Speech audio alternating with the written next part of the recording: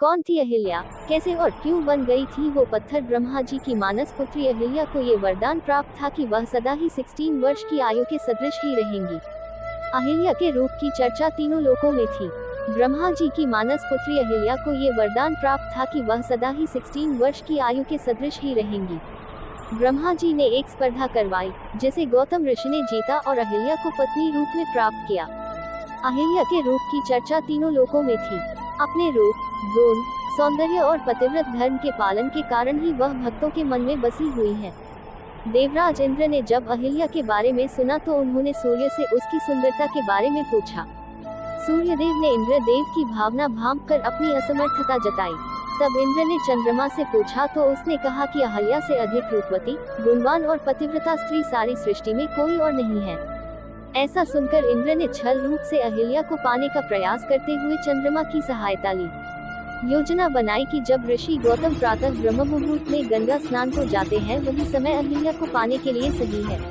इंद्र ने चंद्रमा को अपने काम में साथ लेने के लिए उन्हें ऋषि के आश्रम के ऊपर ही टिके रहने के लिए कहा, ताकि जब वह किसी को आश्रम की ओर आता देखे तो वह आश्रम के ऊपर से हट जाए, क्योंकि चंद्रमा के हटने पर किसी को शक ही नहीं होगा तथा इंद्र को ऋषि के आने की सूचना भी चंद्रमा के इस संकेत से मिल जाएगी। अहिल्या को पाने की लालसा से आधी रात को ही इंद्र ने मुर्गा बनकर बांध लगाई और ऋषि गौतम प्रातः हो गई सोचकर गंगा स्नान के लिए आश्रम से निकल गए। तब इंद्र ने झट से ऋषि गौतम का वेश बनाया।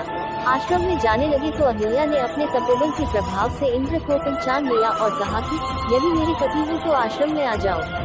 इंद्र के छल की लालसा को देखकर अहिल्या ने उसे श्राप दिया। दूसरी तरफ जब ऋषि गौतम ने गंगा स्नान करने के लिए कमंडल में जल भरा तो गंगा माँ ने कहा कि भक्त अभी तो आधी रात हुई है, तो ऋषि आश्रम की ओर वापस चल पड़े। आश्रम के बाहर उन्होंने अपने वेश में ही इंद्र को अपने साथ टकरा कर जाते हुए देखा और छत पर चंद्रमा को पहरेदारी करते देखकर सारी स्थिति को भांप लिया। ऋषि पत्नी अहिल्या उनके जल्दी आश्रम में लौट आने की चिंता में जैसे ही बाहर आई तो ऋषि गौतम ने अहिल्या को शिला होने और चंद्रमा को इंद्र का साथ लेने के लिए उसमें दाग होने और ग्रहण लगने का तत्काल श्राप दे दिया, जिसके प्रभाव से अहिल्या आश्रम के बाहर एक पत्थर की शिला बन गई। देवर्षि नारद ने तब ऋषि गौतम को अहिल्या के बेकसूर होने के बारे में बताया तो उन्होंने कहा कि श्राप तो नहीं मिटाया जा सकता, परंतु उन्होंने अहिल्या को एक वरदान भी दिया कि सूर्यवंशी भगवान श्री राम जब उस शिला के साथ अपने चरणों का स्पर्श करेंगे तो वह पूर्ववत हो जाएगी। धर्मग्रंथों में चंद्रमा के कलंक लगने और ग्रहण लगने के बारे में भी अनेक कथाएं मिलती हैं, परंतु ऋषि गौतम का श्राप भी उनमें से एक है। मिथिला में राजा जनक के धनुष यज्ञ को दिखाने के लिए गुरु विश्वामित्र भगवान राम जी को साथ लेकर जा रहे थे तो आश्रम एक दीख मदमाही खग मृग जीव जंतु तन नहीं, पूछा मुनि ही सिला प्रभु देखी, सकल कथा मुनि कहा विशेषी। गुरु विश्वामित्र ने बताया, गौतम नारी श्राप बस उपल देह धरी धीर, चरण कमल रच चाहती, कृपा करो रघुबीर।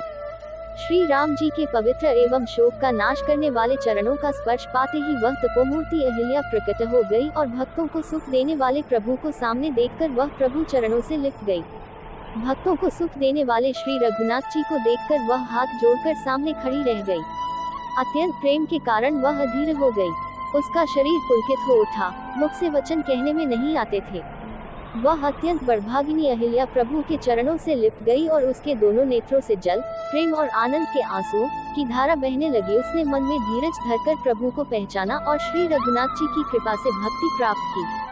तब अत्यंत निर्मल वाणी से उसने इस प्रकार स्तुति प्रारंभ की है, ज्ञान से जानने योग्य श्री रघुनाथ जी, आपकी जय हो। मैं सहज ही अपवित्र स्त्री हूँ और हे प्रभु, आप जगत को पवित्र करने वाले, भक्तों को सुख देने वाले और रावण के शत्रु हैं। हे कमल नयन, हे संसार जन्म मृत्यु के भय से छुड़ाने वाले, मैं आपकी शरण आई हूँ, मेरी रक्षा कीजिए, रक्षा कीजिए। मुनि श्राप जो दीन्हा अति भल कीन्हा परम अनुग्रह मैं माना, देखियो भरी लोचन हरि भव मोचन यही लाभ सुनकर जाना। बिनती प्रभु मोरी मैं मति भोरी नाथ न मांगो बराना, पद कमल परागा रस अनुरागा मम, मन मधुर करे पाना। मुनि ने तो मुझे शाप दिया, सो बहुत ही अच्छा किया। मैं उसे अत्यंत अनुग्रह करके मानती हूँ कि जिसके कारण मैंने संसार से छुड़ाने वाले श्री हरि आप को नेत्र भर कर देखा। इसी आपके दर्शन को शंकर जी सबसे बड़ा लाभ समझते हैं। हे प्रभु, मैं बुद्धि की बड़ी भोली हूँ, मेरी एक विनती है, हे नाथ, मैं और कोई वर नहीं मांगती, केवल यही चाहती हूँ कि मेरा मन रूप भौरा आपके चरण कमल की रच के प्रेम रूपी रस का सदा पान करता रहे। जेहि पद सुर सरिता परम पुनीता प्रगट भई शिव शीस धरी सोई पद पंकज जेहि पूजत अज मम सिर धरेउ कृपा हरि एहि भांति सिधारी गौतम नाथी बार बार हर चरण परी जो अति मनुष्य भावा सो बरु पावा गए पति लोक अनंत भरी जिन चरणों से परम पवित्र देव नदी गंगा जी प्रकट हुई जिन्हें शिवजी ने सिर पर धारण किया और जिन चरण कमलों को ब्रह्मा जी पूजते हैं कृपालु हरि आप ने उन्हीं को मेरे सिर पर रखा। इस प्रकार स्तुति करती हुई बार बार भगवान केवल चरणों में गिरकर जो मन को बहुत ही अच्छा लगा उस वर को पाकर गौतम कवि स्त्री अहिल्या आनंद में भरी हुई पति लोक को चली गई। आज प्रभु दीनबंधु हरि कारण रहित दयाल तुलसीदास सठ तेहि भजु छाड़ी कपट जंजाल। प्रभु श्री रामचंद्र जी ऐसे दीनबंधु और बनना ही कारण दया करने वाले हैं। तुलसीदास जी कहते हैं, हे शठ मनुष्य क्लोजिंग पैरेंथेसिस एक्सक्लेमेशन मार्क तू कपट जंजाल छोड़कर उन्हीं का भजन कर।